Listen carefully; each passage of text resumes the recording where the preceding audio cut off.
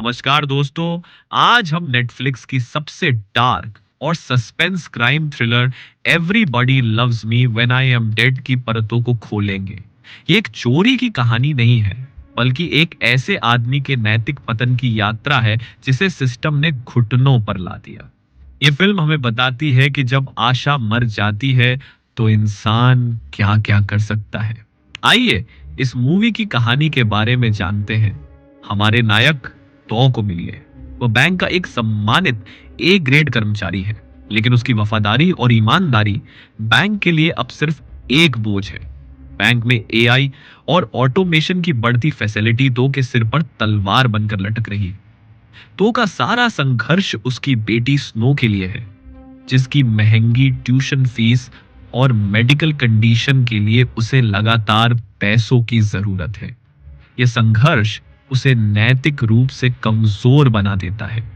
वह खुद को उस व्यवस्था का शिकार मानता है जिसके लिए उसने अपनी पूरी जिंदगी समर्पित कर दी। दूसरी ओर है उसका साथी पैच। पैच अंडरवर्ल्ड के चक्कर में फंसा हुआ है। उसे खतरनाक माफिया डॉन सेक को एक बड़ी रकम चुकानी है। पैच और तो दोनों ही पैसों के लिए हताश हैं, लेकिन उनकी हताशा की वजह अलग है। तो की वजह है परिवार की जिम्मेदारी और पैच की वजह है लालच और जुआ। पैच तो को जित नाम की एक मृत महिला के इनएक्टिव अकाउंट के बारे में बताता है। अकाउंट में 3 करोड़ रुपए हैं और कोई वारिस नहीं है। तो तर्क देता है कि यह पैसा बैंक का है, इससे हमारा कोई लेना देना है। पैच तो को बताता है कि आज तक हमने बैंक के लिए वफादारी दिखाई है, जिससे उन्हें आज तक सिवाय सैलरी के कुछ नहीं मिला, और जो बेईमान कर्मचारी थे उन्हें हमेशा तरक्की मिली। ये लालच तो को जकड़ लेता है। उसकी हताशा उसकी नैतिकता पर हावी हो जाती है। इस चोरी का सबसे बड़ा राज यह है कि जिद अकेली नहीं थी। वह असल में एक अपराधी कमनान मुंह की नौकरानी थी। कमनान ने यह 3 करोड़ का काला धन कानून से छिपाने के लिए जिद के अकाउंट में जमा कराया था। तो और पैच ने सिर्फ एक मृत महिला का अकाउंट नहीं छेड़ा, बल्कि एक गैंगस्टर के खजाने पर हाथ डाल दिया। यह फिल्म का क्रिटिकल पॉइंट है। बैंक की उदासीनता ने तो को चोर बनाया, लेकिन गैंगस्टर की क्रूरता ने उसे हत्यारा बना दिया। सिस्टम ने तो को मौका दिया, लेकिन अंडरवर्ल्ड ने उसे सजा दी। तो और पैच पहले 50 लाख निकाल लेते हैं और आपस में बांट लेते हैं। कुछ दिनों बाद वो बाकी के 2.5 करोड़ निकालकर शहर से भागने का प्लान बना रहे थे। लेकिन जब तो छुट्टी के वक्त पैसे लेकर बैंक से निकल रहा होता है, तब वहां बैंक के मैनेजर वूट आ जाता है।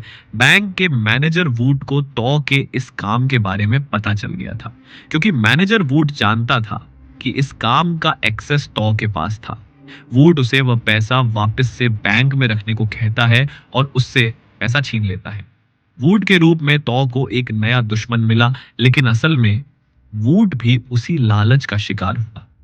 वह खुद पैसों को देखकर लालच में आ गया, और वह तो के बैंक में पैसे रखने के बाद वह खुद वो पैसे लेकर घर चला जाता है। लेकिन उसे पैसे लेकर जाते हुए तो देख लेता है। हताश तो पैच के साथ मिलकर पैच के गैंगस्टर साथी सेक से मदद मांगता है।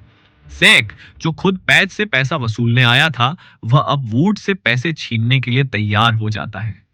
सेक उनके साथ जाकर वूड का कत्ल कर देता है, लेकिन वूड को तो और पैच मरवाना नहीं चाहते थे। वह सिर्फ उससे अपने चुराए पैसे वापस लेने आए थे। मगर अब उसकी मौत देखकर वह सदमे में आ जाते हैं। वूड की हत्या इस फिल्म का सबसे डार्क टर्निंग पॉइंट है।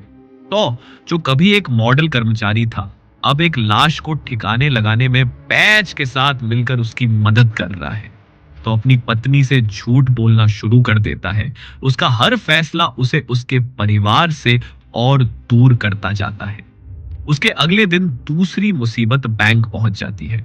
कमनान मुंह के गैंग का आदमी वोदका जिद की बेटी अचारा को ढूंढकर बैंक में ले जाता है, क्योंकि अचारा ही उसकी मां के पैसे बैंक से निकाल सकती थी। वोदका सिर्फ एक हिटमैन नहीं है, वह एक पायरोमेनियक है, यानी उसे आग लगाने से प्यार है।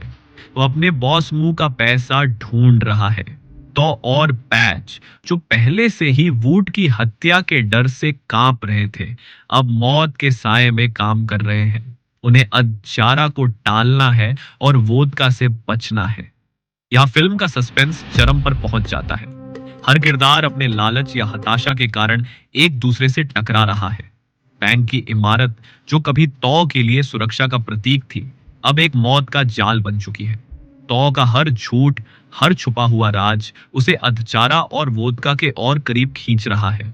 अंतिम टकराव से पहले तौ को एक कड़वा सच पता चलता है। पैच सिर्फ उसका साथी नहीं था, बल्कि वह गैंगस्टर सेक के लिए काम कर रहा था।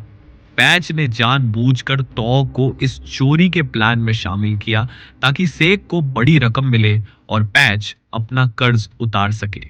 अब शुरू होता है कहानी का अंतिम हिस्सा, जब तौ और पैच सेक के खेल से आजाद होने के लिए वोदका का सहारा लेते हैं, क्योंकि वही एक संकी था जो सेक से निपट सकता था। मुंह के पैसे वापस लेने के लिए वह सेक से लड़ जाता है। इस लड़ाई में पैच मारा जाता है, सेक भी मारा जाता है। वोडका, जो आग और हिंसा का प्रतीक था, वह जब वो पैसे लेकर भागने लगता है, तब उसे एक वैन में से एक आदमी गोलियों से मार जाता है। अब वह सारे पैसे तौ के हो जाते हैं। तो कुछ पैसे अचारा को देता है, लेकिन उसे उन पैसों से कोई मतलब नहीं था। वह समझती थी कि ये एक हराम के पैसे हैं। आखिर में तो सारे पैसे अपने अकाउंट में डालकर पुलिस को सरेंडर कर देता है। लेकिन जेल में तौ को सेक का एक आदमी मार देता है और आखिर में हम देखते हैं तौ का बैंक अकाउंट भी इनएक्टिव हो जाता है। इसी के साथ हमारी कहानी खत्म हो जाती है। तो दोस्तों, everybody loves me when I am dead एक ऐसी फिल्म है जो हॉलीवुड की तरह हीरो की जीत वाली कहानी नहीं है, बल्कि एक ऐसी कहानी है जहां कोई भी नहीं जीतता।